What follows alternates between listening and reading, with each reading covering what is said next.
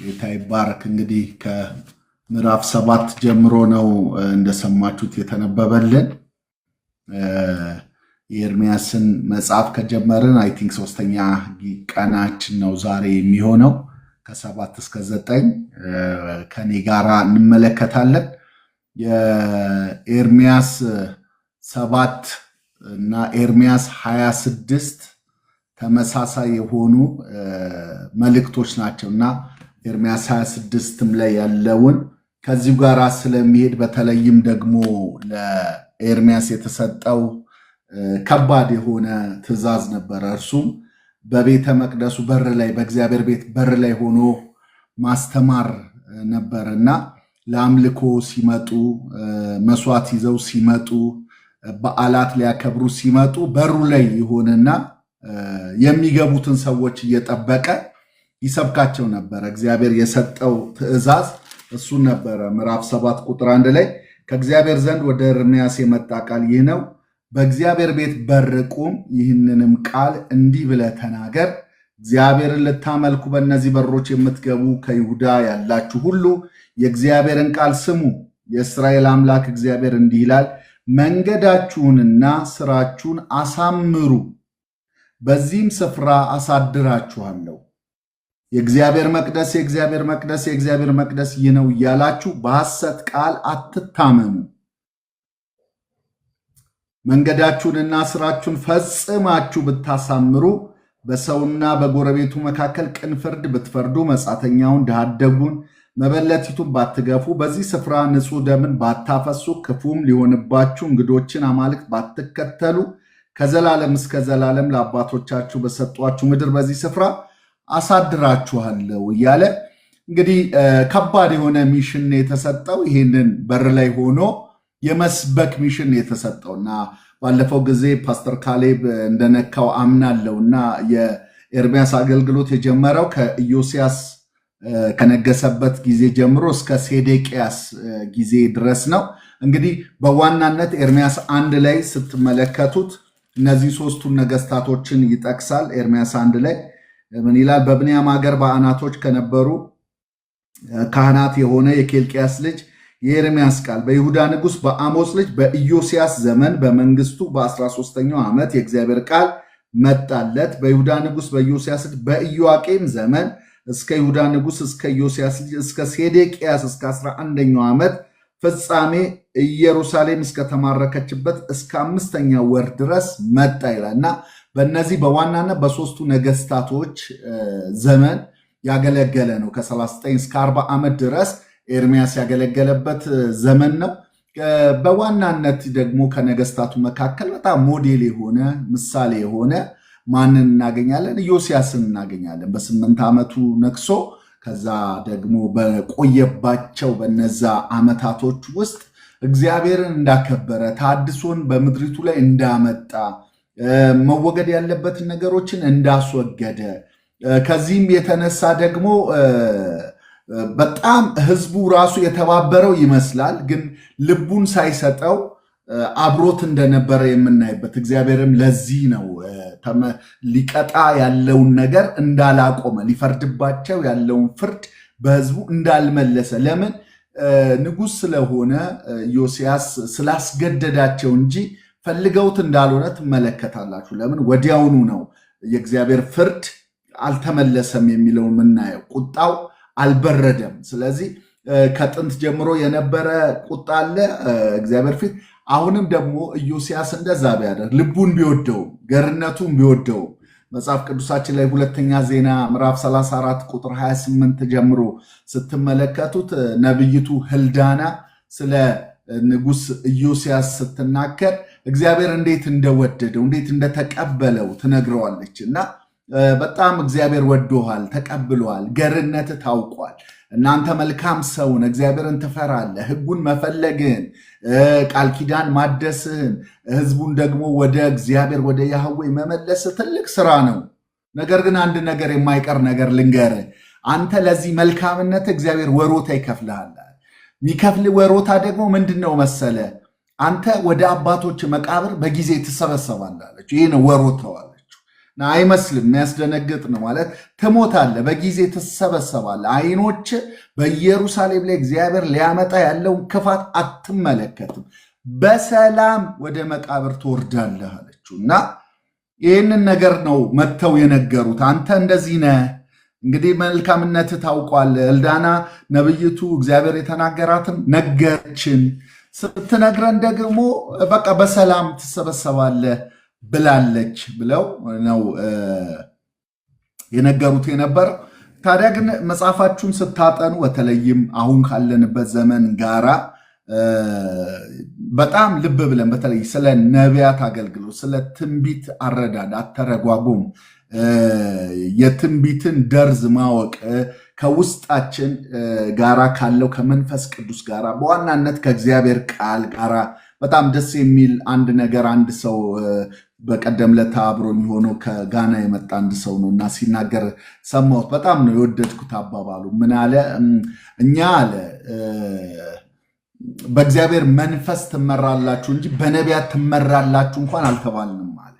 እና ብዙ ሰው በነቢያት ነው የሚመራው፣ በነቢይ ነው የሚወጣው የሚገባው፣ በእግዚአብሔር መንፈስ አይደለም የሚመራው። ግን በእግዚአብሔር መንፈስ ነው ትመራላችሁ የተባልነው። የእግዚአብሔር መንፈስ ነው እኛን ሊድ የሚያደርገን እንጂ ነቢያቶች አይደሉም። የእግዚአብሔር በቃሉ ነው መመዘን ያለባቸው እና ከዚህ ቃል የሚበልጥ ምንም ነገር የለ። እኛ እኮ ልንመዝን የምንችል ትክክል አይደለም ልንል የምንችል አስፍተን ልባችንን አስፍተን የምንቀመጥ ሰዎች ነን እና አንዳንድ ነገሮችን ስታዩ ጥንቃቄ እንድታደርጉ ለመናገር ነው። ይህ ሰው አሁን ለምሳሌ ያክል ኢዮስያስን ስትመለከቱት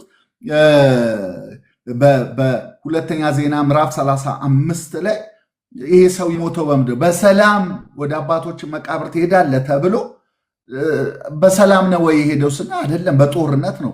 የግብፅ ንጉሥ ሊዋጋ ሲወጣ ከአንተ ጋር አይደለም የምዋጋው ሁሉ ኢዮስያስን ሲለው አለቅህም፣ አንተ ካለፍክ ከዚህ ተመልሰ ለኛ ጠላት ስለምትሆን ብሎ ጦርነት ነው የከፈተልበት።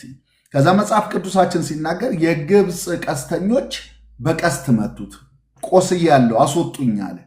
በቀስት ተመቶ ከዛ ወደ ኢየሩሳሌም ሄደ። ኢየሩሳሌም ገባ፣ በክብር ገባ፣ እዛ በክብር ቀበሩት። ይህንን መጽሐፋችን ሲነግረን በሰላም ተሰበሰበ ይለናል። ምናልባት የዚህ ሰው በሰላም መሰብሰብ ምንድን ነው? እግዚአብሔር የተናገረው ነገር እንዴት አይመስልም የምንላቸው ነገሮች በሕይወታችን ላይ ይመጣሉ። እግዚአብሔር ተናገረን ያልነውና የሆነው ነገር ይለያያል። ግን አንዳንዱ ትርጉማችን ነው እንጂ እግዚአብሔር የተናገረው ትክክል ነው። ትርጉማችን ግን ሰውኛ ነው። የኛ ያለው ነገር ምንድን ነው? የእግዚአብሔር ትኩረት በትንቢት ውስጥ ምን ነበረ? ትልቁ ትኩረቱ በዚህ ስፍራና በሚኖሩበት ላይ የሚመጣውን ክፉ ነገር ሁሉ አይኖች አያዩም የሚል ነበር። ለእግዚአብሔር ትልቁ ነገር ኢዮስያስ ልቡን የወደደለት ቅንነቱን የወደደለት ገርነቱን የወደደለትን ኢዮስያስን በኢየሩሳሌም ላይ የሚመጣውን ክፋት፣ በሕዝቡ ላይ የሚመጣውን፣ በመቅደሱ ላይ የሚመጣውን፣ በቅጥሩ ላይ የሚመጣውን፣ በካህናት በነቢያቶች ላይ የሚመጣውን፣ በአጥንቶቻቸው ላይ የሚመጣውን ነገር እንዳያይ ማድረግ ይሄ እግዚአብሔር የባረከው ባርኮት ነበር። አታየውም። ይህንናል ይህን ከማየት ዕድሜ አጭር ሆኖ ወደ እኔ ብትመጣ ይሻላል፣ ብትሰበሰብ ይሻላል። የሚሻለ ነገር ይህንን እንዳታይ ነዋል።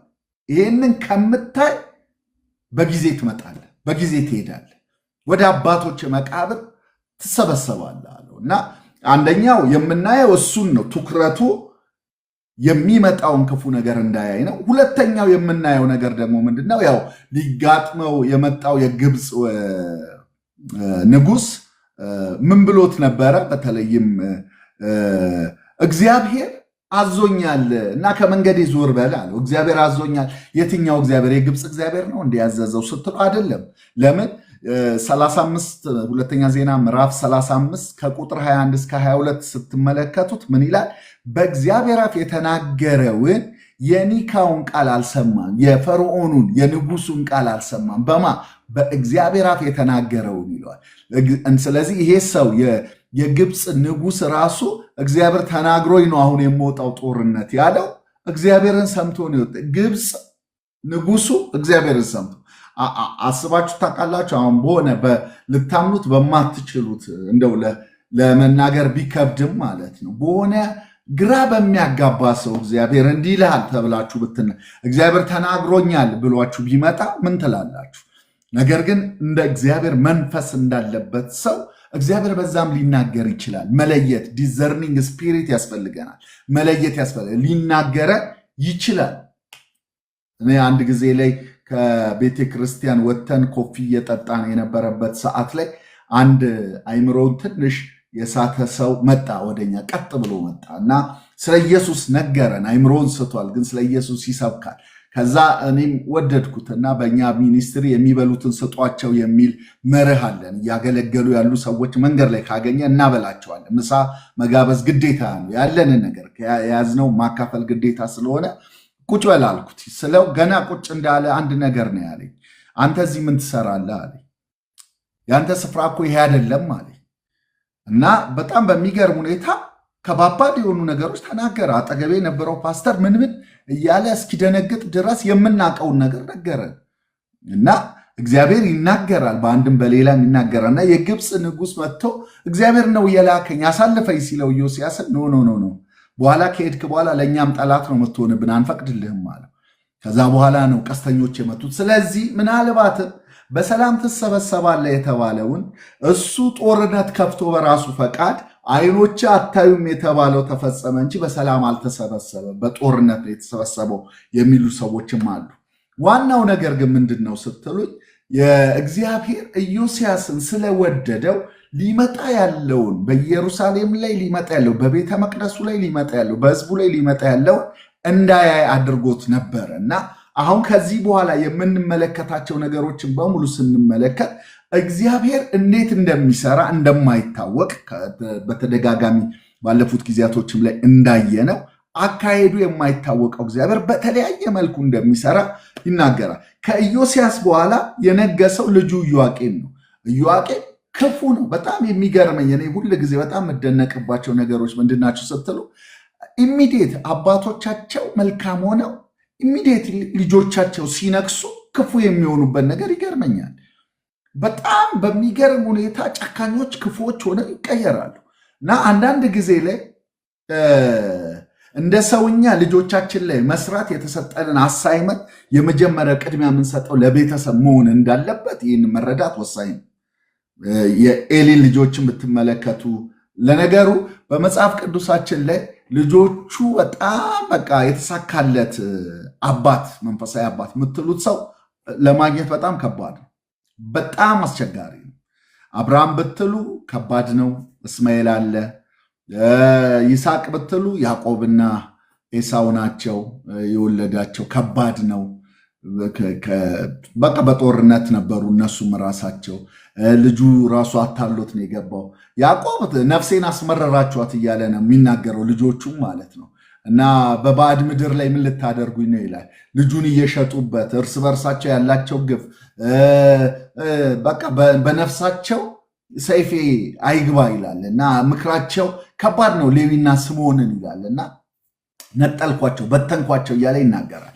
ሌሎቹንም ሳሙኤልን ብትመለከቱ ምናምንቴ ነበሩ ልጆቹንም ኤሊ እንደነገርኳችሁ ነው። ዳዊት ራሱ አቤሴሎም ነው ሲያሳድደው የነበረው። ባዶ እግሩን እያለቀሰ እየጮኸ ተሸፋፍኖ ወጣ የሚለው ልጁ እያሳድደው ነው።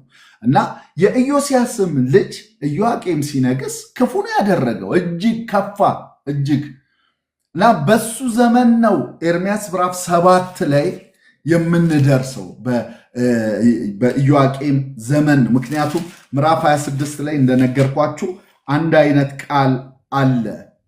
አንድ አይነት ቃል ምዕራፍ 26 ላነብላችሁ። በይሁዳ ንጉሥ በኢዮስያስ ልጅ በኢዮአቄም መንግስት መጀመሪያ ይህ ቃል ከእግዚአብሔር ዘንድ መጣ። እግዚአብሔርም እንዲህ ይላል፣ በእግዚአብሔር ቤት አደባባይ ቁም፣ በእግዚአብሔር ቤት ውስጥ ይሰግዱ ዘንድ ለሚመጡት ለይሁዳ ከተሞች ሁሉ ትነግራቸው ዘንድ ያዘዝኩን ቃል ሁሉ ተናገራቸው። አንዲትም ቃል አታጉድል። ምናልባት ይሰሙ ከክፉ መንገዳቸውም ይመለሱ ይሆናል። እኔም ስለ ስራቸው ክፋት ያሰብኩባቸውንም ክፉ ነገር እተዋለሁ። እንዲህም በላቸው፣ እግዚአብሔር እንዲህ ይላል፣ በፊታችሁ የሰጠኋት ሕጌ ትሄዱ ዘንድ ባትሰሙኝ፣ ያልሰማችሁትን በማለዳ ተነስቼ ወደ እናንተ የላኳቸውንም ባሪያዎቼን የነቢያትን ቃል ባትሰሙ ይህን ቤት እንደ ሴሎ አደርገዋለሁ።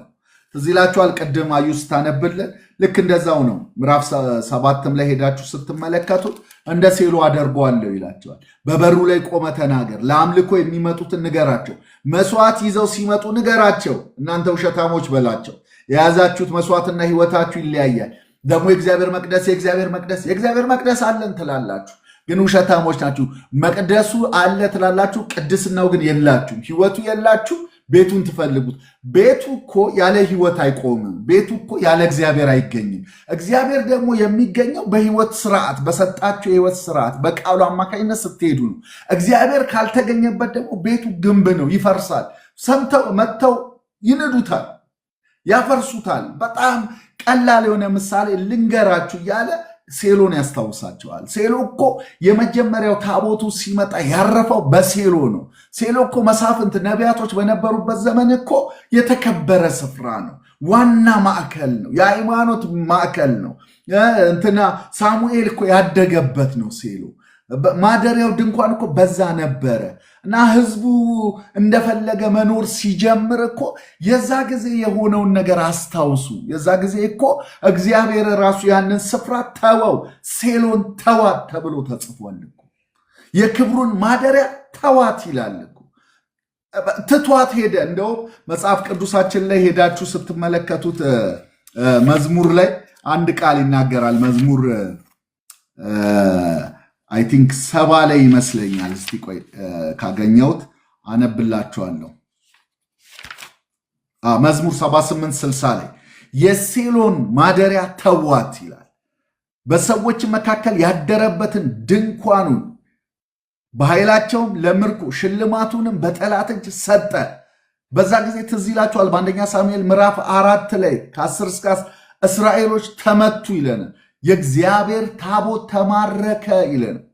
እግዚአብሔር ችግር የለበትም። የእሱን ኃይል ለመግለጥ ፍልስጤም ገብቶ ኃይሉን መግለጥ ይችላል። ከእናንተ ጋር ግን ላይሆን ይችላል ሚላቸው የነበረ ይህን ነው። በሴሎ ውስጥ እግዚአብሔር አልተገኘም። ለምን? ሕይወታችሁ ተጣርሶ ነበረ። አሁንም እንደ ሴሎ ያደርግባቸዋል። ተመልከቱት፣ እንደዚህ ይላቸዋል።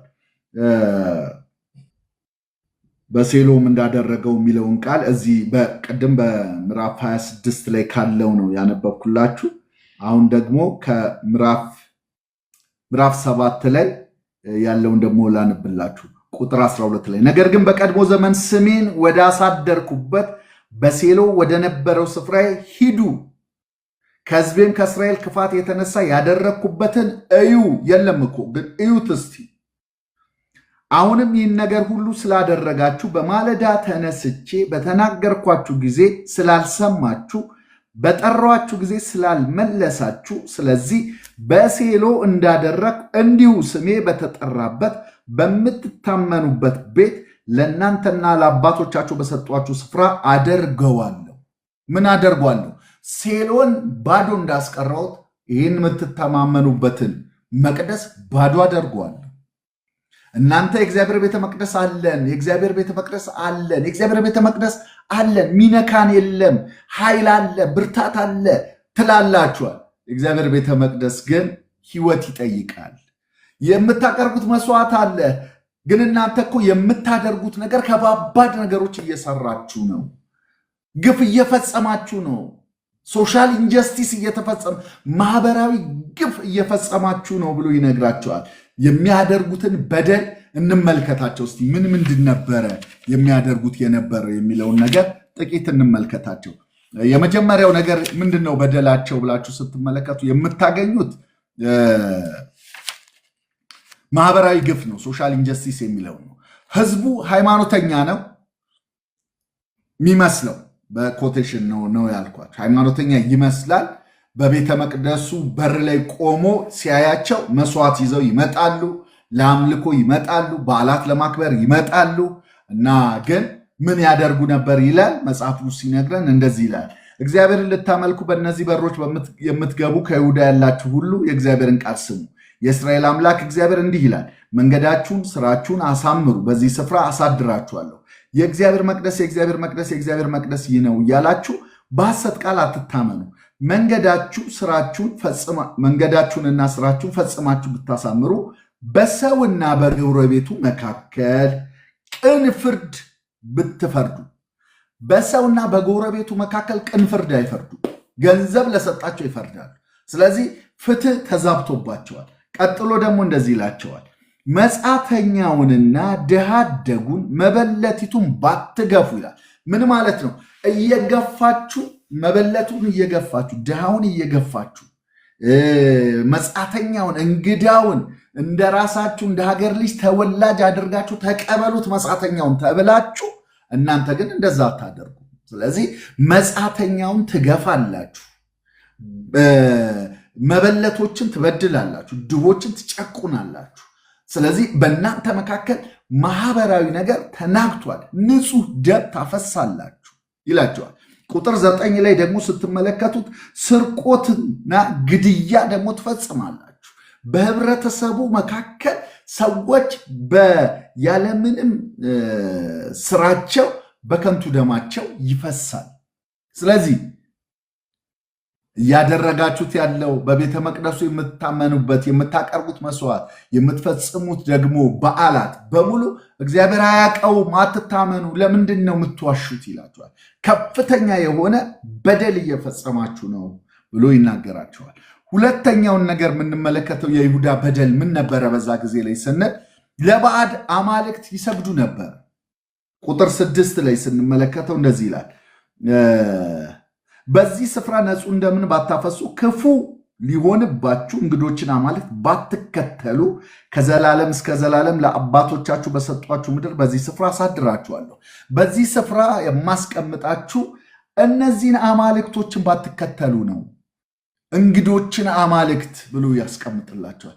እነዚህን እንግዶች አማልክት ወረድ ብላችሁ ደግሞ ቁጥር 18 ጀምሮ ስትመለከቱት ዝም ብሎ አማልክት ብቻ አይደለም የሚያመልኩት፣ እንደ ቤተሰብ ያመልኩ ነበር። ቁጥር 18 ላንብላችሁ፣ እንደዚህ ይላል፣ ለሰማይ ንግሥት ወረድ ብዬ ነው፣ ለሰማይ ንግሥት እንጎቻ እንዲያደርጉ ለሌሎችም አማልክት የመጠጥ ቁርባን እንዲያፈሱ ልጆች እንጨት ይሰበስባሉ፣ አባቶችም እሳት ያነዳሉ፣ ሴቶቹም ዱቄት ይለውሳሉ፣ እኔ ያስቆጣሉ ይላል እግዚአብሔር። አያችሁ፣ ተደራጅተው እንደ ቤተሰብ ልጆች እንጨት ይለቅማሉ፣ አባት ይለኩሳል፣ እሳት ያነዳል፣ እናት ቂጣ ትጋግራለች።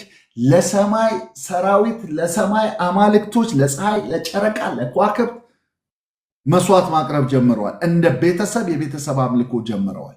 ይህም ብቻ አይደለም። መጽሐፍ ቅዱሳችን ሲናገር የሰውን ሕይወት በእሳት አሳልፈው በመስጠት ይህንን አይነት በደል ይፈጽሙ ነበረ። በኋላ ላይ የምንመለከተው ከፍተኛው በደል ይህንን ነበረ የምንመለከተው እና እነዚህ ሰዎች ለባዕድ አማልክት ይሰግዳሉ፣ ያመልኳቸዋል፣ ይታዘዟቸዋል፣ እንደ ቤተሰብ ስርዓት ይፈጽሙላቸዋል። እግዚአብሔር ለዚህ ነው በኋላ ላይ እነዚህ አማልክት ናቸው ባላችኋቸው ዓይን ፊት በፀሐይ በጨረቃ ፊት ሞታችሁ እንኳን ቀብራችሁ ተቀብራችሁ እንኳን ሬሳችሁ ወጥቶ አጥንታችሁ ይሰጣል። ይህ ውርደት ነው። እነሱ ፀሐይ ያያችኋል። የዛ ጊዜ ማዳን የማይችለውን የታመናችሁበት በሱ ፊት አዋርዳችኋለሁ። እናንተ ባትኖሩ ሬሳችሁ ቢሆን ታች ያለው እኔ ግን አዋርዳችኋለሁ። የሰገዳችሁለት ፀሐይ እንዲያያችሁ አደርገዋለሁ፣ የሰገዳችሁለት ጨረቃ እንዲያያችሁ አደርገዋለሁ ብሎ ይህን በማህበር ተደራጅተው እንደ ቤተሰብ የሚያመልኩትን በኋላ እንደሚያዋርዳቸው ሲናገር ትመለከታላችሁና ሌላኛው ነገር የምንመለከተው ደግሞ ቁጥር 30 ላይ የይሁዳ ልጆች በፊቴ ክፉን ነገር ሰርተዋል ይላል። በተቀደሰው ስፍራ ላይ ባዕድ አምልኮ ማስቀመጣቸውን ቁጥር 18 ላይ ትመለከታላችሁ፣ ቁጥር 30 ላይ ትመለከታላችሁ። ምን ማለት ነው? በቤተ መቅደስ ውስጥ ጣዖት አቁመው ነበረ እና ባዕድ አምልኮ በከፍተኛ ሁኔታ ተሰራይቶ ነበረ እና እግዚአብሔር ይህንን በደላቸውን እያየ ነበረ። ኤርምያስን ቁም በቤተ መቅደሱ በር ላይ ሲለው ብዙ በደል እየፈጸሙ እንደሆነ ሲናገር ትመለከታላችሁ ማለት ነው። ሶስተኛው በደላቸው ምንድን ነው ስንል የይሁዳ የግብዝነት በደል ነው። ይሄ ሪሊጂየስ ሂፖክራሲ ነበራቸው። በጣም ግብዞች ነበሩ። ሃይማኖተኛ ናቸው ግን ግብዞች ናቸው። እንትን ነው፣ ድራማ ነው የሚሰሩት። አርቲስቶች ናቸው በብዛት እዛ ቦታ ላይ የሚተውኑ ናቸው እንጂ ህይወቱ የላቸውም። እግዚአብሔርን አያውቁትም፣ ማወቅም አይፈልጉም። ደጋግሞ የሚናገረው ቃል ያንን ነው የምታገኙት። እና ቁጥር 4 ላይ የእግዚአብሔር መቅደስ ሲሉ ትመለከታላችሁ። ግን በሐሰት ቃል አትታመኑ ይላቸዋል። ውሸታችሁን ነው፣ ሐሰት ነው ቃላችሁ፣ የምትታመኑበት የውሸት ነው ይላቸዋል። ቁጥር 11 ላይ ግፍ ሰርተው መጥተው በመቅደስ ውስጥ መሸሸጊያ አድርገዋል፣ ዋሻ አድርገዋል። ቁጥር 11 ላንብላችሁ። ይህም ስሜ የተጠራበት ቤት በዓይናችሁ የሌቦች ዋሻ ሆኗል። እነሆ እኔ አይቻለሁ ይላል እግዚአብሔር። ይገሉና ይሰርቁና የሚደበቁት ቤተ መቅደስ ውስጥ ነው። ቤተ መቅደሱን እንደው ዋሻ አድርገውታል። ኢየሱስ እንደተናገረው ቤቴ የአሕዛብ ጸሎት ቤት ይባላል ተብሏል፣ እናንተ ግን የወንበዴዎች ዋሻ አደረጋችሁት እንዳለው እነዚህ ሰዎች ለሌብነት የሚያመች ቦታ አድርገውታል፣ መደበቂያ ቦታ አድርገውታል። እና ከፍተኛ የሆነ የቅጥፈት ከፍተኛ የሆነ ግፍ የሚፈጸምበት ሰዎች የሚደበቁበት ስፍራ ቤተ መቅደሱ ሆኖ ዋሻ ሆኖ እንመለከተዋለን። ሌላው ቁጥር 24 እና 26 እስከ 26 ደግሞ ስንመለከት እንደዚህ ይለናል። ነገር ግን በክፉ ልባቸው ሐሳብና ልከኝነት ሄዱ፣ ወደፊትም ሳይሆን ወደኋላቸው ሄዱ እንጂ አልሰሙም፣ ጆሮአቸውንም አላዘነበሉም። አባቶቻቸው ከግብፅ ምድር ከወጡበት ቀን ጀምሮ እስከ ዛሬ ድረስ በየዕለቱ እየማለድኩ ባሪያዎቼን ነቢያትን ሁሉ ልኬባቸው ነበር። ነገር ግን አንገታቸው አደነደኑ እንጂ አልሰሙኝም፣ ጆሮአቸውን አላዘነበሉም። አባቶቻቸው ካደረጉት ይልቅ የባሰ አደረጉ። እነዚህ ሰዎች እየከፉ ነው የሄዱት ብሎ ያስቀምጥልናል ማለት ነው።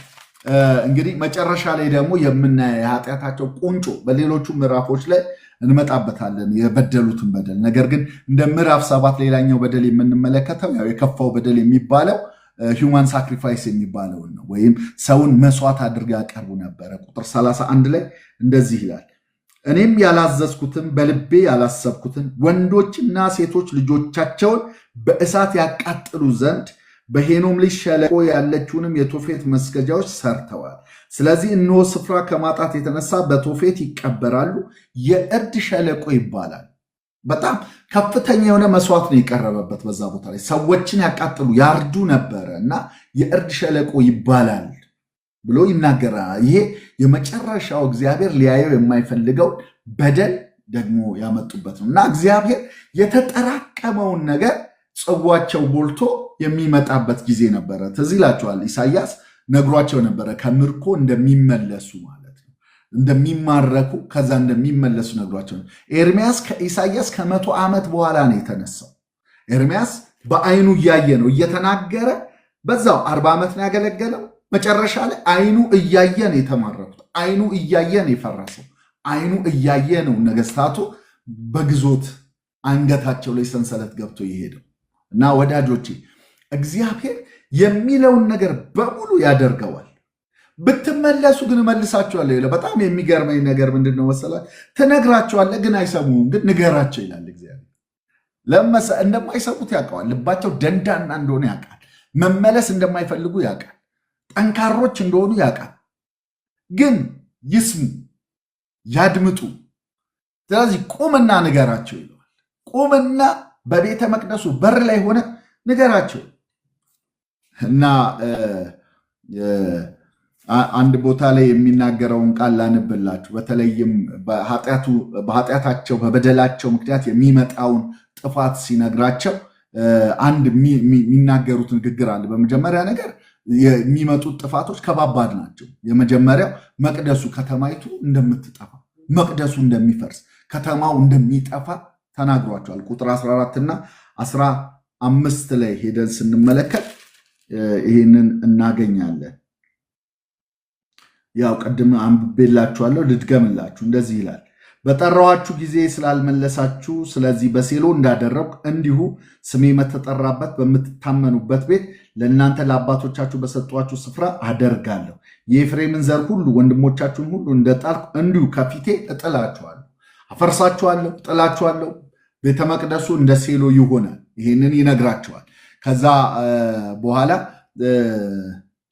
ምንድነው የሚያሳየን? አንድ ነገር ላነሳላችሁ ቅድም ጀምሬ የነበረው ልንገራችሁ። እግዚአብሔር እንደማይሰሙት እያወቀ ነው የሚናገረው። ያልኳችሁን ነገር ለመናገር ፈልጌ ነው። ሁላችንም የምናውቀው ቃል አለ አይደለ? ኤርምያስ ምዕራፍ 7 ቁጥር 23 ነገር ግን ቃሌን ስሙ፣ እኔም አምላክ ሆናችኋለሁ፣ እናንተም ሕዝብ ትሆኑኛላችሁ፣ መልካም ይሆንላችሁ ዘንድ ባዘዝኳችሁ መንገድ ሁሉ ሂዱ ብዬ በዚህ ነገር አዘዝኳችሁ። እግዚአብሔር መልካም እንዲሆንላችሁ፣ እንዲሰምርላችሁ፣ እንዲሳካ፣ እንድትበለጽጉ፣ ፍሬያማ ምድር እንዲኖራችሁ፣ ልጆቻችሁ እንዲባረኩ፣ ከብቶቻችሁ እንዲባረኩ ቃሌን ስሙ፣ ያዘዝኳችሁን አድርጉ፣ እናንተ ሕዝቤ ትሆኑኛላችሁ፣ እኔ አምላክ ሆናችኋለሁ፣ መልካም ደግሞ ይሆንላችኋል ብሏቸው ነበር። ነገር ግን ይላል ወዲያው ነገር ግን በክፉ ልባቸው ሐሳብና እልከኝነት ሄዱ፣ ወደፊትም ሳይሆን ወደ ኋላቸው ሄዱ እንጂ አልሰሙም፣ ጆሯቸው አላዘነበሉ። ወደፊት መሄድ ሲገባቸው ወደ ኋላ ሄዱ፣ መስማት ሲገባቸው አልሰሙም። ወደ እግዚአብሔር ጆሯቸውን ወደ ነቢያቱ እግዚአብሔር በየማለዳ የሚልክላቸውን ነቢያቶችን እየገደሉ አይሰሙ፣ እምቢ ይላሉ። ምዕራፍ 26 ላይ ስትመለከቱት ኤርምያስን እንደ ሴሎ ትሆናለች ብለሃል፣ ቤተ መቅደሱ ይፈርሳል ብለሃል፣ ከተማው ይፈርሳል ይናዳል ብለሃል፣ ስለዚህ ሞት ይገባዋል ብለው ነው የያዙት የነበሩት። እና እሱም እንደዚህ ያላቸው በእኔ ላይ የወደዳችሁትን አድርጉ፣ ንጹሕ ሰው ነኝ እኔ፣ ግን አሁንም እነግራችኋለሁ እግዚአብሔር ልኮኛል አለ። በጣም የሚገርም ደፋር የሆኑ ነቢያቶች ናቸው እነዚህ ሰዎች። በዚህ ዘመን ላይ ለጠቅላይ ሚኒስቴሩ መልእክት ንገሩ፣ አሁን እንኳን ጠቅላይ ሚኒስቴር ስል የሚደነግጥ ሁሉ ይኖራል፣ ገብቷቸዋል። መልእክት ንገሩ ተብሎ ቢላክ የሚናገር ሰው የለም። ለምን? የሚመጣበት ነገር ብዙ ነው የሚኖረው። እግዚአብሔር እንዲህ ብሏል ብሎ መናገር ማንም አይደፍርም። ለምን? ይፈራል። እነዚህ ሰዎች ግን የሚገርማችሁ ይዘዋቸው ሊገሉት ይዘውት ምዕራፍ 26 ላይ ስትመለከቱት ኤርምያስን ይዘውት ሊገሉት እንደሆነ ሞት ይገባዋል ሞት ይገባዋል እያሉ አለቆች፣ ዳኞችን፣ ገዢዎች እየመጡ እያለ ምንድን ነው ሲሉ ሞት ይገባዋል ይሰዋል። ወግረው ሊገሉት ሲሉ አንድ ሰው ነው ያዳነው። ምዕራፍ 26 ላይ ሄዳችሁ ምሳሌ ሰጧቸው። ከዚህ በፊትም እኮ ትንቢት የተናገሩ ሰዎች አሉ፣ አልተገደሉም። አንደኛው ደግሞ ልክ እንደ ኤርምያስ አሁን እንደተናገረው በቤተ መቅደስ በር ላይ ቆሞ እንደተናገረው እግዚአብሔር ያጠፋችኋል፣ ያፈርሳችኋል፣ ቤተ መቅደሱን ያፈርሳል ብሎ እንደተናገረው የተናገረውን ሰውዬ ሸሽቶ ወደ ግብፅ ሲወርድ ፈልገው አስመጥቶት ምን እንዳደረገው አውቃችኋል። ይኸው እንደዚህ ይላችኋል። ቁጥር 20 ምዕራፍ 26 ደግሞ በእግዚአብሔር ስም ትንቢት የተናገረ በመጀመሪያ ሌላን ሰው ነው ምሳሌ አድርጎ የሚያስቀምጥላቸው። እንደዚህ ይላል ቁጥር 16 ጀምሮ አለቆቹና ሕዝቡ ሁሉ ለካህናትና ለነቢያት ይህ ሰው በአምላካችን በእግዚአብሔር ስም ተናግሯልና ሞት አይገባውም አሉ። እነዛኞቹ ሞት ይገባዋል ሲሉ ሞት አይገባውም አሉ። ለምንድን ነው? ከሀገሩ ሽማግሌዎች ሰዎች ተነስተው ለሕዝቡ ጉባኤ ሁሉ እንዲህ ብለው ተናገሩ። ሞሬታዊው ሚክያስ በይሁዳ ንጉሥ በሕዝቅያስ ዘመን ነቢይ ነበረ። ለይሁዳም ሕዝብ ሁሉ የሰራዊት ጌታ እግዚአብሔር እንዲህ ይላል፣ ጽዮን እንደ እርሻ ትታረሳለች፣ ኢየሩሳሌምም የፍርስራሽ ክምር ትሆናለች፣ የቤቱም ተራራ እንደ ዱር ከፍታ ይሆናል ብሎ ተናገረ። በውኑ የይሁዳ ንጉሥ ሕዝቅያስና ሕዝቡ ሁሉ ገደሉትን? በውኑ እግዚአብሔርን አልፈሩምን? ወደ እግዚአብሔር አልተማማሉምን? እግዚአብሔርስ የተናገረባቸውን ክፉ ነገር አይተውምን? እኛም በነፍሳችን ላይ ታላቅ ክፋትን እናደርጋለን ተው እያሉ ነው። እንግዲህ ከዛ ደግሞ በእግዚአብሔር ስም ትንቢት የተናገረ አንድ ሰው ነበረ። እርሱ የቂርያትራዊ ሰው የሸማያ ልጅ ኦርዮ ይባል ነበረ። በዚችም ከተማ በዚችም ምድር ላይ እንደ ኤርምያስ ቃል ሁሉ ትንቢት ተናገረ። ንጉሱም ኢዮአቄም ኃያላኑም ሁሉ አለቆቹም ሁሉ ቃሉን በሰሙ ጊዜ ንጉሱ ሊገድለው ፈለገ። ኦርዮም ይህን በሰማ ጊዜ ፈርቶ ሸሸ፣ ወደ ግብፅም ገባ። ንጉሱም ኢዮአቄም የአክቦርን ልጅ ኤልናታንን ከእርሱም ጋር ሌሎችን ሰዎች ወደ ግብፅ ላካቸው። ኢዮአቄም ነው እንግዲህ ላካቸው። ከግብፅም ኦርዮን አውጥተው ወደ ንጉሥ ወደ ኢዮአቄም ይዘውት መጡ። በሕዝቅያስ ዘመን ነው የተናገረው። ኢዮአቄም መጣ፣ ኢዮአቄም ደግሞ አወጣው ይላል። ከዛስ ገደለው፣ በሰይፍ ገደለው። ሬሳው ክቡራን ባልሆኑ ሰዎች መቃብር ጣለው። ነገር ግን በሕዝቡ እጅ እንዳይሰጥ ኤርምያስ እንዳይገድሉት የሳፋን ልጅ የአኪቃም ልጅ ከኤርምያስ ጋር ነበረች ይላል። የሳፋን ልጅ የአኪቃም እጅ ከኤርምያስ ጋር ታድጎት እንጂ ይሄ ሰው ኤርምያስንም ሊገሉት ነበረ እና ነገር ግን ኤርምያስ ከመናገር ወደኋላ አላለም ነበረ። የእግዚአብሔርን ትንቢት የተናገረውን በግልጽ ያስቀምጠው ነበረ እና ባጭሩ ይህንን ክፍል ስንመለከት የምናገኘው ምንድን ነው ስንል የመጀመሪያው ነገር ሕይወቱ ሳይኖራችሁ ቤተ መቅደስ አትበሉ። ቤተ መቅደሱ እግዚአብሔር የለበት፣ እሱ መስዋዕታችሁንም አይቀበልም። አያያችሁ። በመጀመሪያ አስተካክሉ። በማህበረሰብ የምትፈጽሙትን ግፍ አስተካክሉ። ከጣዖታት ተመለሱ። ነፍስን ከማጥፋት ተመለሱ። ደምን ከማፍሰስ ተመለሱ። መበለቶችን፣ ድሃ አደጎችን፣ መጻተኞችን፣ የተቸገሩትን እርዷቸው። እግዚአብሔር ፍትሐዊ አምላክ ነው። ምዕራፍ 7 የሚያወራው ይህንን ነው። ምዕራፍ 7 በዋናነት ስትጠቀልሉት እነዚህን ነገሮችን ነው ቁልፍ አድርጎ የሚናገረው ማለት ነው። ለመያዝ እንዲመቻችሁ አንደኛ በስርዓት አምልኮ፣ በሃይማኖታዊ ስርዓት ብቻ አትሂዱ፣ ሕይወት ያስፈልጋችኋል የሚል ነው። ሁለተኛው ማህበራዊ ፍትህ ስጡ። አጠገባችሁ ላሉ ለጎረቤቶች፣ ለድሆች፣ ለተቸገሩ፣ ለመጻተኞች ይሄንን አድርጉ። መንገዳችሁንና ስራችሁን አቅኑ በማለት ጥብቅ ማሳሰቢያ ይሰጣቸዋል። በተለይም መጻተኞችን፣ ድሃ አደጉን፣ ባልቴቱን፣ መበለቶችን እነዚህም በሙሉ እንዳይበድሉ ይናገራል። ሌላኛው የሁለት ዓለም ሰዎች አትሁኑ፣ ግብዞች አትሁኑ፣ አታስመስሉ። እዛ እየሰረቃችሁ፣ እዛ እየገደላችሁ፣ እዛ እየዘረፋችሁ፣ እዛ እያመነዘራችሁ መታችሁ ደግሞ ሰንበት አትበሉ። መታችሁ መስዋዕት አለን አትበሉ። ድነናል አትበሉ። ቤተ መቅደሱ አለልን አትበሉ። ግብዝነትን ሕይወት አስወግዱ። ሌላው ይሄ የወንበዴዎች ዋሻ አደለም። እዚህ አትደበቁ፣ እዚህ አትመሽጉ። ይህ የጸሎት ቤት ነው፣ ምሽግ ቦታ አደለም ብሎ ይናገራቸዋል ማለት ነው። ከዛ እንግዲህ ወደ ምዕራፍ 8 ስንሄድ የምናገኘው ምዕራፍ 8 ተያያዥነት ያለው ነገር ነው። እዚህም የምንመለከተው ምዕራፍ 8 ላይ አሁንም የሚናገረው በዚያ ዘመን በማለት ነው የሚጀምረው። እንደዚህ ይላል። በዚያ ዘመን ይላል እግዚአብሔር የይሁዳን ነገስታት አጥንትና የመኳንንቶቹን አጥንት የካህናቱን አጥንትና የነቢያቱን አጥንት የኢየሩሳሌምንም ሰዎች አጥንት ከመቃብራቸው ያወጣሉ።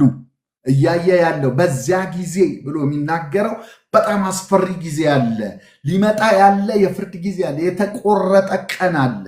የማይቀር ቀን አለ ብሎ ያ ጊዜ የሚለው አንደኛ በታሪካዊ አውዱ የባቢሎን ወረራ የሚመጣበት ጊዜ፣ ጨካኞች የባቢሎን ሰራዊቶች እንደሚመጡ እነሱም በሕይወት ያሉት ሞት የሚመኙበት ይኸው እንደዚህ ይላቸዋል። ቁጥር 3 ላይ እኔም ባሳደድኳችሁ ስፍራ ሁሉ የቀሩ ከዚችም ክፉ ወገን የተረፉ ቅሬታዎች ሁሉ ከሕይወት ይልቅ ሞትን ይመርጣሉ። ምን አለ በሞትን ይላሉ። ለምን?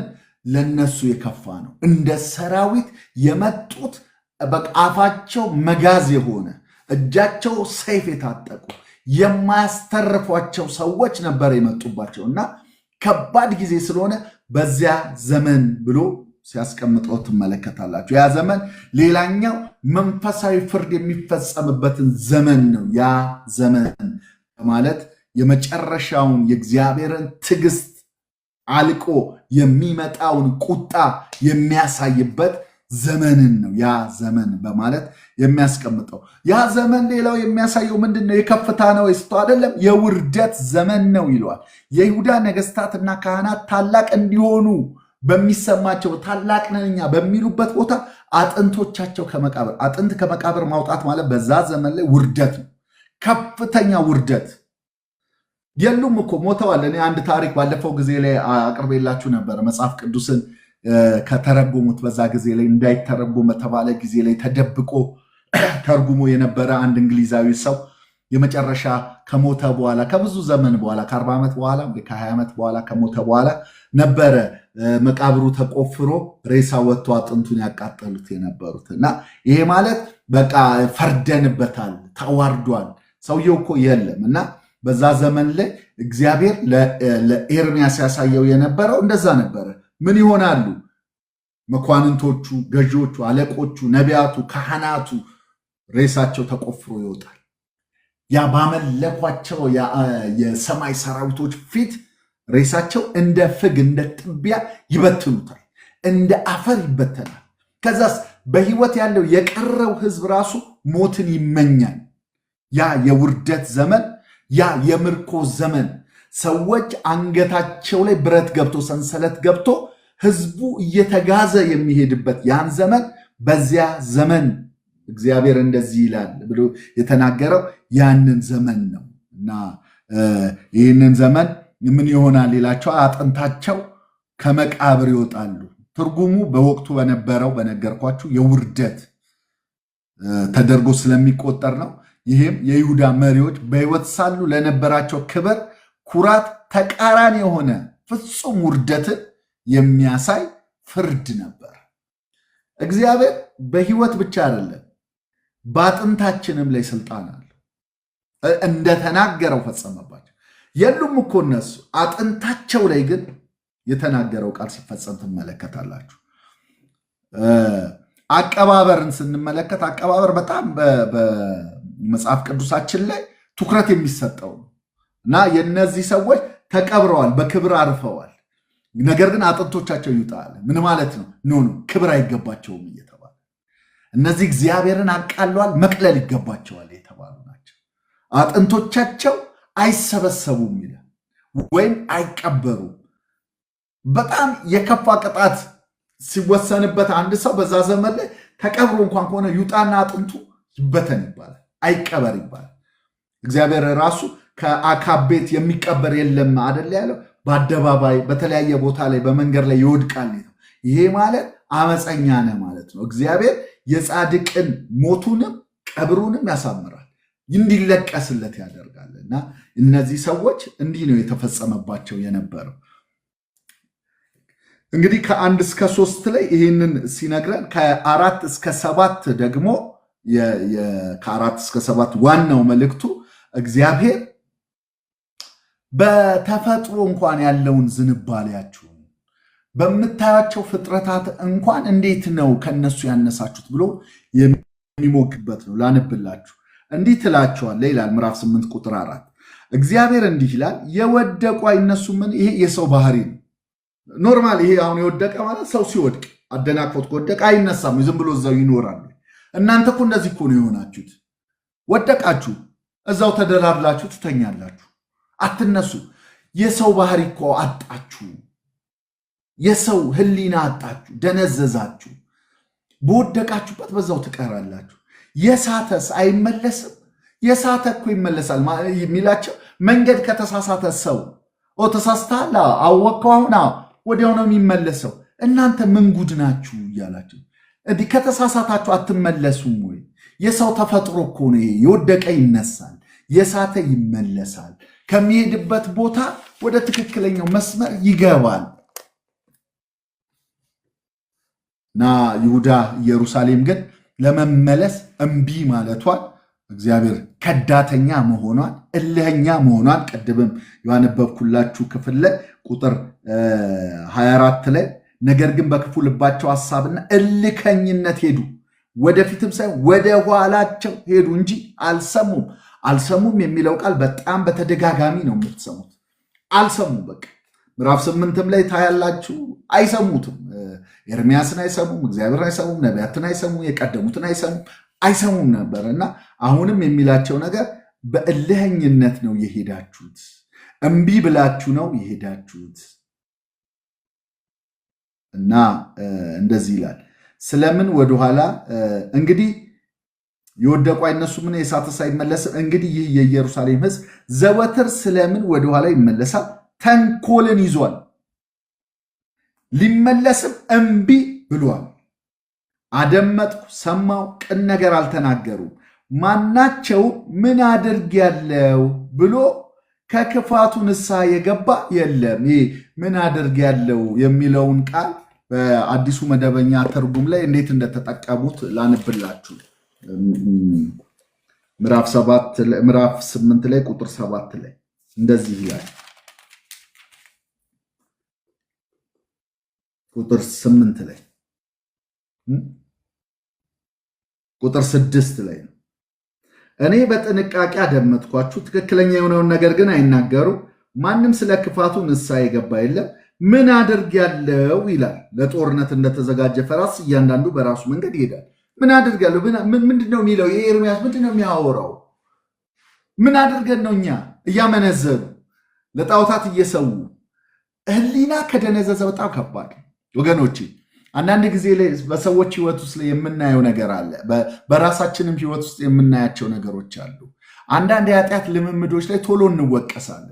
በጣም በቶሎ እንጸጸታለን። እምቢ ይለናል። ከሰዎች ጋር መቀላቀል፣ ያንን በደል የበደልን ጊዜ ያጠፋን ጊዜ እምቢ ይለናል።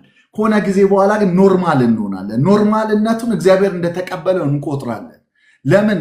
ህሊናችን እየደነዘዘ ነው የመጣው፣ እየለመደው ነው የመጣው። ከሆነ ዘመን በኋላ የህይወት ዘይቤ ይሆናል።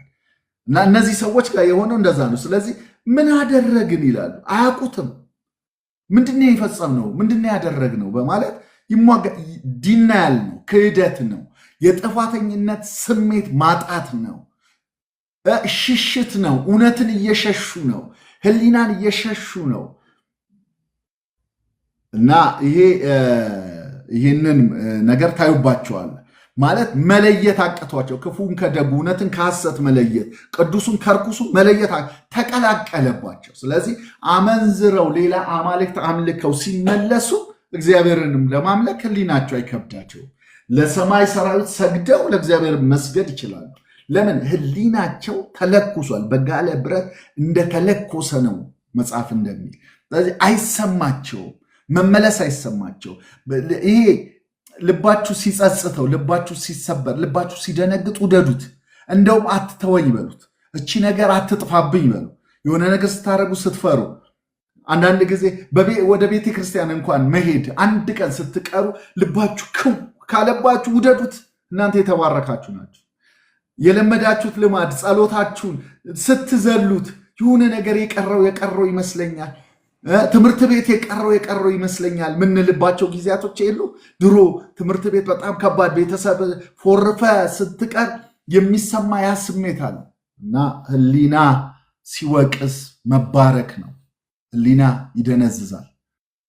እና እነዚህ ሰዎች እንዲህ አይነት ሁኔታዎች ውስጥ ሆነው ነበረ። ለመመለስ እምቢ ብለው ነበረ። ከዳተኛ ሆነው ነበሩ እና ምሳሌ ይሰጣቸዋል። የሚሰጣቸው ቁጥር 7 ላይ የአዕዋፋት ምሳሌ ይሰጣቸዋል። አእምሮ የሌላቸው፣ ህሊና የሌላቸው፣ እንደ ሰው ያልሆኑ አዕዋፋትን ይጠቅሳቸዋል። ሽመላ፣ ዋኖስ፣ ጨረባ፣ ዋሊያ እነዚህን ተመልከታቸው ይላል። እነዚህ አዕዋፋቶች ሚግራቶሪ በርድስ ይባላሉ። ማይግሬት የሚያረጉ ወይም ሚግሬት የሚያረጉ ከአንድ ስፍራ ይነሱና ወደ ሌላ ስፍራ ወይዘሩ ሲቀየር፣ ዘመኑ ሲቀየር ሲዝን አይተው ዝም ብለው ይሄዳሉ። ይሄዱና የሚገርማችሁ ነገር እዛ አይኖሩም፣ ይመለሳሉ ደግሞ ወቅት ጠብቀው እና የሚላቸው ምንድነው?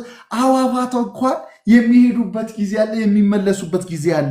እናንተ እኮ እልም ብላችሁ ሄዳችሁ በዛው ቀራችሁ እኮ አትመለሱ። የንስሐው ዘመን እኮ ሊያልፍ ነው። የፍርድ ጊዜ ሊመጣ ነው። ከአዕዋፋት አትሻሉም ወይ? እነሱ እኮ ጥበበኞች ናቸው፣ ከእናንተ ይልቅ ጥበበኞች ናቸው። አዕዋፍ ድንቢጥ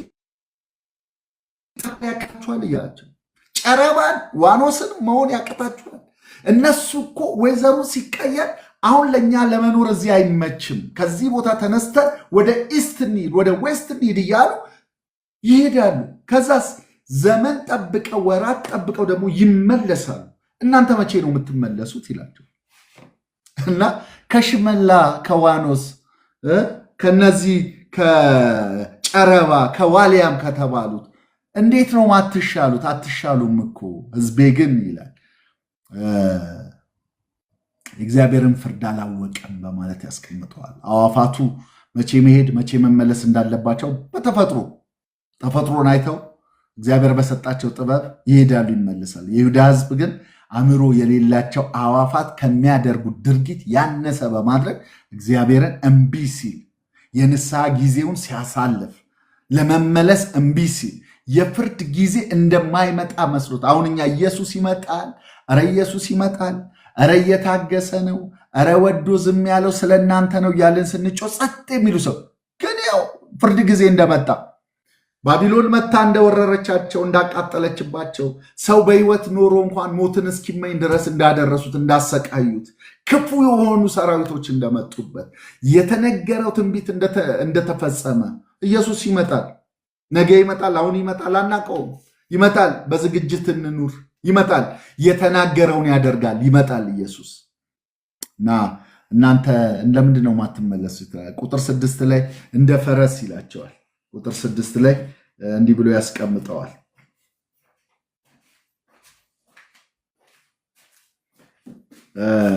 አደመጥኩ ሰማሁም፣ ቅንን ነገር አልተናገሩም። ማናቸውም ምን አድርጌያለሁ ብሎ ከክፋቱ ንስሐ የገባ የለም።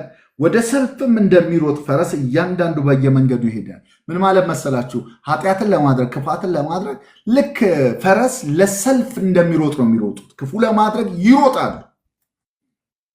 እግዚአብሔር ክፉ ለማድረግ ከመፍጠን ይጠብቀን እና በጣም ፈጣኖች ናቸው ለክፋት እና ኃጢአት ምን ያደርጋል ስትል ኃጢአት ከአዋፋት በታች ያደርጋል፣ ከጨረባ በታች ያደርጋል። ማስተዋልን ይነጥቃል፣ ህሊናን ያበላሻል፣ ጊዜን ያሳልፋል። እነዚህ ሰዎች የሆኑት የይሁዳ ህዝብ የሆነው ከዋኖስ በታች ሆነ። አስተሳሰቡ ኃጢአት ሰውን ያሳንሳ እንደሚጠፋ እንስሳ መሰለ ይላል እና እነዚህ ሰዎች ራሳቸው የሚነግራቸው ከተፈጥሮ ከተሰጣችሁ ማንነት በታች ሰው በተፈጥሮ እኮ ሲወድቅ ይነሳል፣ እናንተ እኮ አትነሱ። ሰው በተፈጥሮ ሲሳሳት እኮ የሚሄድበት መንገድ ይመለሳል፣ እናንተ እኮ አትመለሱ። እንዴት አይነት ናችሁ? ከሰው ተፈጥሮ ውጭ ሆናችሁ፣ ከአዋፋት ውጭ ሆናችሁ አነሳችሁ እያለ ይሞግታቸዋል። ስትመለከቱት ይህንን ይነግራቸዋል። ከምዕራፍ 8 ከ8 እስከ 13 ያለውን ደግሞ ስትመለከቱት በዋናነት እነዚህ ሰዎች እውቀት አለን፣ ጥበብ አለን፣ ህጉን እናውቃለን፣ ብዕር አለን፣ መጻፍ እንችላለን እያሉ የመጡበት አመጣጥ ህጉን እንዴት አድርገው እንደሚያጣምሙ ማኒፑሌት እንደሚያደርጉት ከዛም ባለፈ መልኩ ደግሞ የሚሰጧቸው ትንቢታዊ የሚመስል በነቢያቶቻቸው በካህናቶቻቸው የሚያገለግሉት አገልግሎት አለ። ምን የሚል ሰላም ነው ሰላም ነው ይላሉ። ህዝቡ ይሸውዱታል። ኃይለኛ ቁስል ነው የቆሰለው፣ ኃይለኛ ስብራት ነው እንደሚናገረው መጽሐፋችን የወገኔ ሴት ልጅ ስብራት እያለ ነው። የህዝቤ ሴት ልጅ ስብራት ቁጥር 11 ላይ የህዝቤንም ሴት ልጅ ስብራት በጥቂቱ ይፈውሳሉ፣ ሰላም ሳይሆን ሰላም ሰላም ይላሉ። የወገኔ ሴት ልጅ ስብራት ማለት ኤርምያስ ሲጠራት ሊገሉት ያሉትን ህዝብ ነው። ኢየሩሳሌምን፣ ይሁዳን፣ አጠቃላይ መላውን ህዝብ የወገኔ ሴት ልጅ ማለት በቁልምጫ እየጠራ የኔ እያለ ነው ማለት እየሳሳ የርኅራኄ ድምፅ ነው የሚያወጣው እና በጥቂቱ ይፈውሳሉ ይላል። እና ምን ማለት መሰላችሁ የሚያደርጉት እነሱ ቃል ይሰጧቸዋል። ቁስላቸውን አያክሙትም። ቁስሉን ሳይሆን ዝም ብለው ቁስሉ እንደመረቀዘ ይኑር ይላሉ። ግን በአንደበታቸው ላይ ምንም እኮ አልሆነም እኮ እንዴት መቅደሱ አለ ይሏቸዋል። ሰላም ነው ብለው ትንቢትን ይነግሯቸዋል። ህጉን ደግሞ በብዕራቸው ይተረጉሙታል። ቁጥር 8 ላይ እናንተስ ጥበበኞች ነን የእግዚአብሔርም ህግ ከኛ ጋር ነው እንዴት ትላላችሁ? እነሆ የጸሐፊ ብዕር ሐሰተኛ ነው፣ በሐሰትም አድርጓል። መተርጎም ጀመሩ ጸሐፊዎቻቸው። ጸሐፍት እግዚአብሔር የሰጠውን ትእዛዝ ወደ ሌላ መተርጎም ጀመሩ፣ ማሳመስ ጀመሩ፣ ማታለል ጀመሩ። ይሄ ነው ከባድ የሆነ ጊዜ ላይ የደረሱት የነበረው ማለት ነው። ሽመላ ምንድን ነው ብሎ የጻፈ ሰው አለ። እንግዲህ ሽመላ ስቶርክ የሚል ቃል አለ እንግሊዘኛ፣ እዛ ላይ ሄደ ከአዋፋት መካከል የሚመደብ ነውና እንደ ድንገት ስላየው እንጂ ቴክስት የማየት ብዙ እንትኑ ልምዱ የለኝም። ስለዚህ ይህንን ህይወታቸውን ስትመለከቱት ነቢያቶቻቸው፣ ካህናቶቻቸው የህዝቡን ቁስል የሚያኩላቸው የማያክሙላቸው ነበሩና በጥቂት ይፈውሳሉ የሚለው ቃል የሚያሳየው ይሄንን ነው። ህጉን በማጣመም የተፈወሱ ይመስላቸዋል። ምን ማለት ነው? ማኒፑሌት ነው የሚያደርጓቸው። ቁስሉ አካባቢ አይደርሱም፣ ግን ህጉን እንደዚህ ነው የሚለው። ትችላላችሁ ማምለክ፣ ትችላላችሁ መቀላቀል፣ ትችላላችሁ እንደዚህ ማድረግ እያሉ ይነግሯቸው ነበረ እና ቁጥር 8 ላይ ጥበበኞች ነን፣ የእግዚአብሔርን ሕግ ከኛ ጋር ነው እንዴት ትላላችሁ? እነሆ የጸሐፊ ብዕር ሐሰተኛ ነው። የእግዚአብሔርን ቃል ሳታገኙ እንዴት ጥበበኛ ነን ትላላችሁ? እግዚአብሔር ቃል የሌለው ሰው እንዴት ጥበበኛ ሊሆን ይችላል ይላቸዋል። ለምሳሌ ያክል ቁጥር 9 ላይ ጥበበኞች አፍረዋል፣ ደንግጠውማል፣ ተማርከውማል፣ እነሆ የእግዚአብሔር ቃል ጥለዋል። ምን አይነት ጥበብ አላቸው? የእግዚአብሔርን ቃል ጥሎ ጥበብ የለም። ጥበብ የእግዚአብሔር ቃል ነው። የእግዚአብሔር ቃል ወሳኝ ነው ይላቸዋል ኤርምያስ። ያነሳ ጥላችሁታል። የምን ጥበብ ነው የምታወሩት? ስለዚህ እያደረጉ ያሉት ነገር በሙሉ ትርጉሙም ቢሆን ትንቢቱም ቢሆን አመራሩም ቢሆን መስዋዕቱም ቢሆን ሁሉም የተበላሸ ነበረ እና ይሄ በጥቂት ይፈወሳሉ የሚለው የሚያሳየው የበሰበሰውን ቁስል ውጭውን በንጹህ ጨርቅ ይሸፍኑታል። ያ ግን መዛመቱን ይቀጥላል። እንደ ጭንቁር ይዛባል ወይም ይስፋፋል እና ይህንን ሲያደርጉት ለዚህ ነው ቁጥር 10 ላይ ሲናገር እንደዚህ ይላል፣ ከታናሹ ጀምሮ እስከ ታላቁ ድረስ ሁሉ ስስትን ያስባሉ፣ ጥቅምን ያስባሉ። ከዛስ ከነቢዩም ጀምሮ እስከ ካህን ድረስ ሁሉም በተንኮል ያደርጋሉ። ተንኮለኞች ናቸው።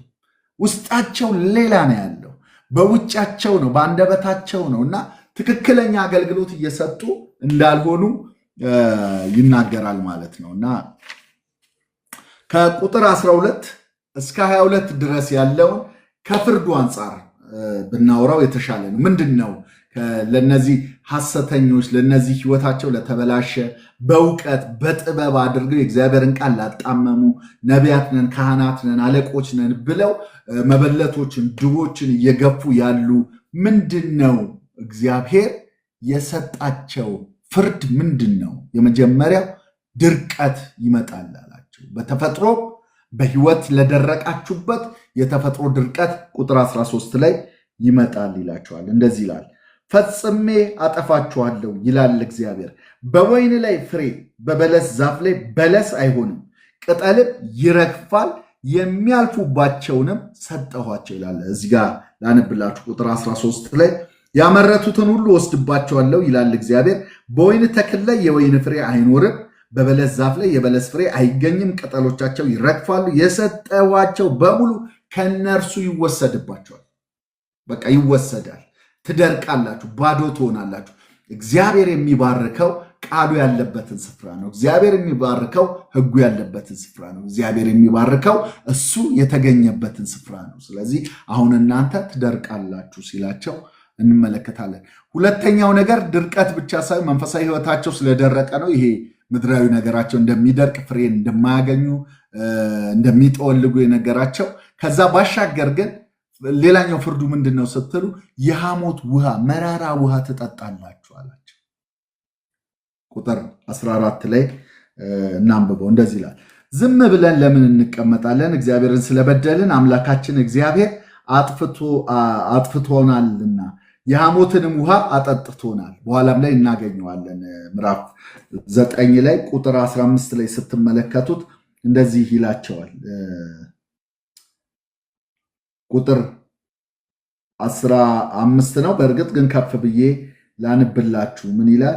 እግዚአብሔርም እንዲህ አለ፣ የሰጧቸውን ሕጌን ትተዋልና ቃሌንም አልሰሙምና፣ ነገር ግን የልባቸውን ምኞትና አባቶቻቸው ያስተማሯቸውን በአሊምን ተከትለዋልና፣ ስለዚህ የእስራኤል አምላክ እግዚአብሔር እንዲህ ይላል፣ እነሆ ይህን ሕዝብ እሬትን አበለዋለሁ። እሬት ይበላል፣ እሺ፣ የሐሞትንም ውሃ አጠጣዋለሁ። ያው እዚህም ጋር የሚናገራቸው ምንድን ነው? ምዕራፍ 8 ላይ ስንመለከት የሐሞት ውሃ አጠጥቶናልና ብለው ይናገራሉ። ራሳቸው ሲመሰክሩ ጠጣ ነው ይላሉ። ስለዚህ ከፍተኛ የሆነ ምሬት ውስጥ የገቡበት ጊዜ እንደሆነ እናያለን። እግዚአብሔር አጥፍቶናልና ይላል እና ሲነግራቸው የሚልክባቸውን ሰራዊት አይነት ሲነግራቸው ነው። ቁጥር 16 ላይ እንደዚህ ይላል፣ እነሆ አስማት የማይከለክላቸውን እባቦችንና ፉኝቶችን እሰድባቸዋለሁ፣ እነርሱም ይነድፏቸዋል። ይሄ ባቢሎን ሰራዊቱን እኮ ነው። እነዚህ በአስማት በድግምት በመተት ባሉን በምትሏቸው አማልክቶች ልታቆሟቸው አትችሏቸውም። እኔ አዝዣለሁ። ስለዚህ ይነድፏቸዋል መጥቶ ብሎ ይናገራቸዋል። እና ይሄንን እንመለከታለን። ሌላኛው ነገር መሸሸግን ፈልገው ሲያጡት እንመለከታለን። ከፍርዱ የተነሳ ማለት ነው። ቁጥር 14 ላይ እንደዚህ የሚል ቃል ታገኛላችሁ።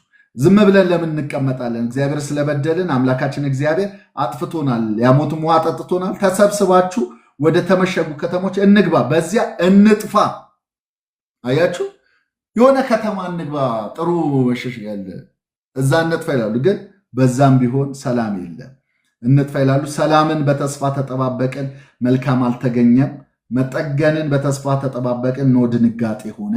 የፈረሶችን ድምፅ ከዳን ተሰማ፣ ከአርበኞችም ፈረሶች ማሽካካት የተነሳ ምድር ሁሉ ተንቀጠቀጠች። መጡም ምድሪቱን በእርሷም ያለውን ሁሉ ከተማይቱና የተቀመጡባትን በሉ። እነዚህ የመጣው ሰራዊት ይህንን የሚያደርግ ነው። ማንም ሊመልሰው የማይችል ነው። እንዲህ አይነት ፍርድ ነው የመጣባቸው። የእባቦቹን ፍርድ፣ የባቢሎን ጭካኔ እንመለከታለን። ድንጋጤያቸውን፣ ፍርሃታቸውን ስንመለከት ከበደላቸው ምክንያት የመጣ ነው። ከፍተኛ ፍርሃት፣ የፈረሶች ድምፅ ከዳን ተሰማ ብሎ ምድር ተንቀጠቀጠች ብሎ ምን ያክል አሸባሪ ነገር እንደመጣባቸው። ሌላኛው ደግሞ የምንመለከተው የነብዩና የህዝቡ ዋይታን እንሰማለን። ቁጥር 20 ላይ እንደዚህ ይላል። ቁጥር 20 ላይ ምን ይላል? አይ ቲንክ 9:20 ወይስ 9:20 ላይ እናንተ ሴቶች ሆይ የእግዚአብሔርን ቃል ስሙ፣ ጆሮአችሁንም የአፉን ቃል ትቀበል። ለሴቶች ልጆቻችሁም ልቅሶውን፣ እያንዳንዳችሁም ለባልንጀሮቻችሁ ዋይታውን አስተምሩ። ሕፃናቱን ከመንገድ ጎልማሶችን ከአደባባይ ያጠፋ ዘንድ ሞት ወደ መስኮቶቻችን ደርሷል፣ ወደ አዳራሾቻችንም ውስጥ ገብቷል። ስለዚህ ምን አድርጉ? አልቅሱ። ከፍተኛ የሆነ የሐዘንና የለቅሶ ጥሪ ሲያደርግ እራሱ ምዕራፍ 9 ላይ ስንመለከት ምዕራፍ 9ንም በዛው እያየነው ስለሆነ ተወቅተው ስለሞቱ ስለ ሕዝቤ ሴት ልጅ ሰዎች ሌትና ቀን አለቅስ ዘንድ ራሴ ውሃ ዓይኔም የእንባ ምንጭ በሆነልኝ። አያችሁ፣ ኤርሚያስ ነው ይህን የሚናገረው። እና እንደዚህ ድረስ ማያቋርጥ እንባ በፈሰሰ ራሴ ውሃ በሆነልኝ፣ ዓይኔ የእንባ ምንጭ በሆነልኝ። ለምን? ጥሪው የሚመጣው ነገር በጣም አስፈሪ ነው፣ የሚያስጮህ ነው፣ የሚያስለቅስ ነው። እንደዚህ አይነት ነገሮችን እናንተ እንዳልሰማ ጆሮ ዳባ ልበስ ብላችሁ እያለፋችሁ፣ እኔ ግን አሁን እዚህ ሆኜ በወገኔ ሴት ልጅ ስብራት እኔ ራሴ እያለቀስኩ ነው፣ እኔ ራሴ እየተጎዳው ነው። በጣም ያው ባለፈው ቲጂ ስትነግረ ይሄ ኤርሚያስ አልቃሻው ነው የሚባለው አይደለ? ግን የሚያለቅሰው ስለ ራሱ አይደለም፣ ስለ ህዝብ የሚያለቅስ ሰው ነው። እና ክፉ ስለሆኑት ህዝብ ያውም እኮ እግዚአብሔርን ባለመስማታቸው እየቆመ እየተናገረ ኧረ ስሙት እያለ ያለቅስላቸዋል፣ ያዝናል፣ ሙሾ አውጡ ይላቸዋል። ዮሲያስ ሲሞት በግጥም ገጥሞ ነው ያለቀሰው። ሰውየው ማልቀስ በቃ ኔቸሩ ነው። ይሄ ርኅራሄ የሚባለው ነገር አለው። እየገጠመ ነው ያለቀሰው የነበረው እና በዚህ ቦታ ላይ እንደምታየው አሁንም ሲጠራቸው ለለቅሶ ሲጠራቸው እንመለከታለን። ቁጥር 20 ላይ ደግሞ ሲናገር እንደዚህ ይላል፣ ያስቆጡኝ ስለምንድን ነው ይልና መከሩ አልፏል፣ በጋው ሄዷል፣ እኛም አልዳንም። በሕዝቤ ሴት ልጅ ስብራት እኔ ተሰብሬያለሁ፣ ጠቁሬም አለው፣ አድናቆትም ይዞኛል ይላል። ምንድን ነው የሚያወራው እዚህ ቦታ ላይ ብላችሁ ሄዳችሁ ስትመለከቱ ወቅት አለ። ምንድን ነው ወቅቱ? መከሩ አልፏል፣ በጋው ሄዷል ይላሉ። መከር ሲመጣ መከሩ መጣ ይሉና ይጠብቃሉ። ለምን? በመከሩ ጊዜ አንድ የሆነ ሰራዊት ወይ ከግብፅ ይመጣና ከባቢሎን ይታደገናል። ከዛ ደግሞ ያንን ሲጠብቁ በጋው ይመጣል። አሁን በጋው መጥቷል፣ በቃ አሁን ደግሞ ነፃ እንወጣለን፣ ነፃ የሚያወጣን ይመጣል ይላሉ። ለምን? ክረምት ከሆነ ጦርነት የለም፣ ማንም ይታደጋቸው የለም። ስለዚህ መከሩ እና በጋውን እየጠበቁ ተስፋ ያደርጉ ነበረ እና በሁለቱም ጊዜ ግን ስላልመጣላቸው ምን አሉ? መከሩ አልፏል፣ በጋው ሄዷል፣ እኛ አልዳንም። ተስፋ ቆረጡ። ከፍተኛ የሆነ ሐዘን የተሰማበት ጊዜ ነው። ከበደላቸው የተነሳ ስለ ሙሾ፣ ስለ ለቅሶ፣ ስለ ሐዘን እንጉርጉሮ የተወራበት ጊዜ ሆኖ እናገኘዋለን። ይሄ የተስፋ መቁረጥ ጩኸት የተነሳበት ጊዜ ነው እና ይህንን እንመለከታለን። ለንስሐ የተሰጠ ጊዜ ልክ የመከርና የበጋ ወቅቶቹ እንዳሉ ሁሉ የንስሐ ጊዜም ነበራቸው እነዚህ ሰዎች እና ያንን አልተቀበሉም፣ ያንን አላዩም ነበር። ስለዚህ መዳን አልቻሉም።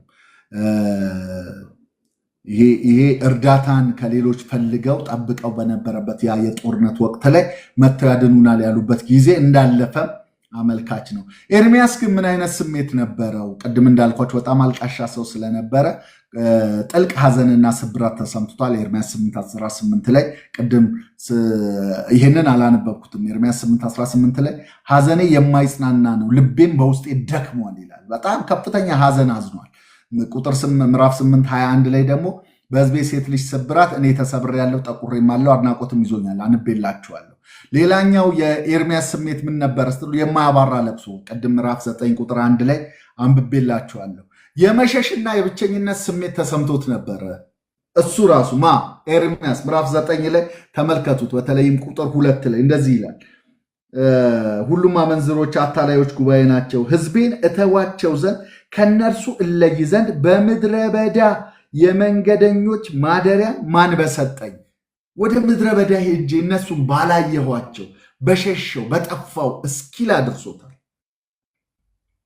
ይህንን ስሜት እንመለከትበታለን። ግራ ተጋብቶም ደግሞ ታዩታላችሁ። በተለይም ምዕራፍ 8 ቁጥር 22 ላይ ይሄ በገለአድ የሚቀባ መድኃኒት የለምን? ወይስ በዚያ ሐኪም የለምን? የወገኔ ሴት ልጅ ስብራት ፈውስ ስለምን አልሆነም? ለምን ዘገየ? በገለአድ የሚቀባ መድኃኒት ጠፍቶ ነው ወይ? ግራ ገብቶት ነው። ለምንድን ነው እግዚአብሔር ዝም ያለው? ለምንድን ነው እነዚህ ሰዎች የማይፈውሱ ካህናቶች፣ ነቢያቶች ጋር መልስ የለም ወይ? እውነተኛው ፈውስ ንስሐ ነበረ። እውነተኛው ፈውስ መመለስ ነበረ። ለምንድን ነው እምቢ ያሉት? ለምንድን ነው እሺ የማይሉት ብለው ሲያስቀምጠው ትመለከታላችሁና በገለአድ የሚቀባ መድኃኒት የለምን? ወይስ በዚያ ሐኪም የለምን? የወገኔ ሴት ልጅ ፈውስ ስለምን አልሆነም ብሎ ግራ ሲጋባ ሲጠይቅ ትመለከቱታላችሁ ማለት ነው እና ምዕራፍ 9ም ላይ ስንመለከት በዋናነት የምናገኛቸው ነገሮች የእስራኤል የኢየሩሳሌም ወይም የይሁዳ ምንዝርናን እንመለከታለን። ቅድም ባነበብነው ምዕራፍ 9 ቁጥር 2 ላይ ሁሉም አመንዝሮች የአታላዮች ጉባኤ ናቸውና ሕዝቤን እተዋቸው ዘንድ ከእነርሱም እለይ ዘንድ በምድረ በዳ የመንገደኞች ማደሪያ ማን በሰጠኝ አለ ኤርምያስ። እና አመንዝሮች የሚለው ቃል ሁለቱንም ነው። አንደኛው ለቃል ኪዳናቸው ለጋብቻቸው ታማኝ አለመሆናቸውን ያሳያል።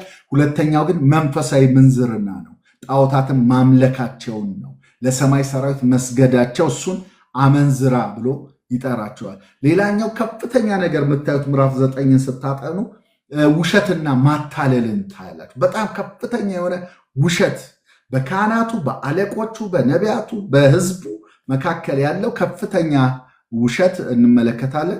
ስለ ሐሰት ምላሳቸውን እንደ ቀስት ገተሩ የሚል ቃል ትመለከታላችሁ። እውነት የሚናገር የለም የሚል ትመለከታለ። ወንድም ወንድሙን ያታልላል፣ ባልንጀራ ባልንጀራው ያታልላል። እዛው ክፍል ላይ ትመለከታላችሁ። ውሸትን ማሰልጠን ምላሳቸውን ተያይዘውታል ይላቸዋል። ውሸትን ያሰለጥኑታል።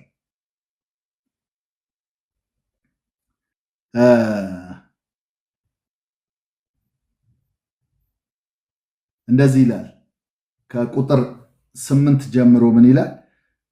ምላሳቸው የተሳለ ፍላጻ ነው፣ ሽንገላን ይናገራሉ። ሰው ከባልንጀራው ጋር በሰላም ይናገራል፣ በልቡ ግን ያደባበታል። በእውኑ ስለዚህ ነገር አልቀስፍምን? ይላል እግዚአብሔር። ነፍሴስ እንደዚህ ባለ ሕዝብ ላይ አትበቀልምን?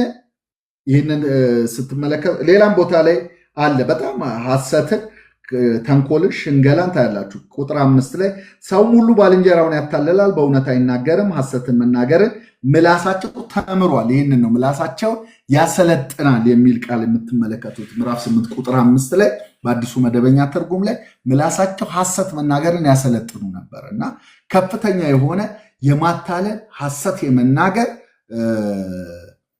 ህይወት ውስጥ ተዘፍቀው ነው የምትመለከቱት የነበረው እና ሌላኛው ነገር የምንመለከተው ምንድነው? እግዚአብሔርን አለማወቅን እንመለከትባቸዋለን። እነዚህ ሰዎች ላይ እግዚአብሔርን ለማወቅ አለመፈለግ እኔንም አላወቁኝም ይላል ቁጥር 3 ላይ።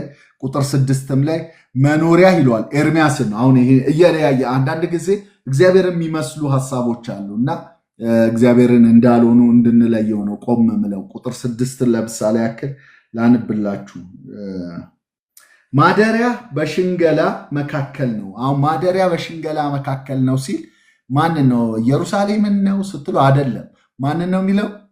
ራሱ ኤርምያስን ነው። ኤርምያስን መኖሪያ ወይም ማደሪያ በሽንገላ መካከል ነው። ሸንጋዮች ናቸው ዙሪያህን ያሉት ነው የሚለው። ከሽንገላም የተነሳ እኔን ያውቁኝ ዘንድ እምቢ ብለዋል ይላል እግዚአብሔር። ለምን? ኤርምያስ ጋር ነው የሚያወራው። እንደው ምዕራፍ 7 ላይ ትዝ ካላችሁ እንዳትጸልይ ከእንግዲህ በኋላ አልሰማህም። ለምን? አታውቃቸውም እነዚህን ህዝቦች ይለዋል። ምዕራፍ 8 ቁጥር 16 ላይ እንግዲህም አልሰማህምና ስለዚህ ህዝብ አትጸልይ፣ ስለመና ጸሎት አታድርግ፣ አትማልድላቸው። ለምን? እነርሱስ በይሁዳ ከተሞች ውስጥና በኢየሩሳሌም አደባባይ ላይ የሚያደርጉትን አታይምን? ስለዚህ አትጸልይ ሲለው ንግግሩ እግዚአብሔር ከኤርምያስ ጋር ሆኖ እንመለከተዋለን ማለት ነው። ሌላው የምንመለከተው ነገር የልብ መጥፎነት፣ የልባቸው እጅግ መጥፎ ነበረ። በጣም ደግሞ ግብዝነት። ቁጥር 8 ላይ ሰው ከባልንጀራው ጋር በሰላም ይነጋገራልና በልቡ ግን ያደባበታል ይላል። አንደበታቸው ሌላ ነው፣ ልባቸው ሌላ ነው። እና ይህ ህዝብ በኃጢአት እጅግ የተጠመቁበት ጊዜ ነበረ። ጣዖት አምልኮና የእግዚአብሔርን ህግ መተው ምዕራፍ 9 ከ13 እስከ 14 ትመለከቱታላችሁ። እንደዚህ ይላል እግዚአብሔር እንዲህ ያለ የሰጧቸውን ህጌን ትተዋልና ቃሌን አልሰሙም። ነገር ግን የልባቸው ምኞትና አባቶቻቸው ያስተማሯቸውን በአሊምን ተከትለዋል። ስለዚህ የእስራኤል አምላክ እግዚአብሔር እንዲህ ይላል፣ እነሆ ይህን ህዝብ እሬትን አበለዋለሁ፣ የሐሞትን ውሃ አጠጣዋለሁ። እነርሱም አባቶቻቸው ባላወቋቸው አሕዛብ መካከል እበትናቸዋለሁ፣ እስካጠፋቸው ድረስ በስተኋላቸው ሰይፍን እሰድባቸዋለሁ ብሎ እግዚአብሔር ሲናገር ትመለከታላችሁ። ጣዖታትን ማምለክ ከትውልድ ወደ ትውልድ እየተላለፈ መጥቷል። ስለዚህ ጽዋው ሞልቷል። አሁን መበትናቸው ጊዜ ነው፣ ማጠፋቸው ጊዜ ነው። ሌላው በሰው እውቀት ብርታት የመመካት ጊዜ ላይ ደርሰው ነበረ።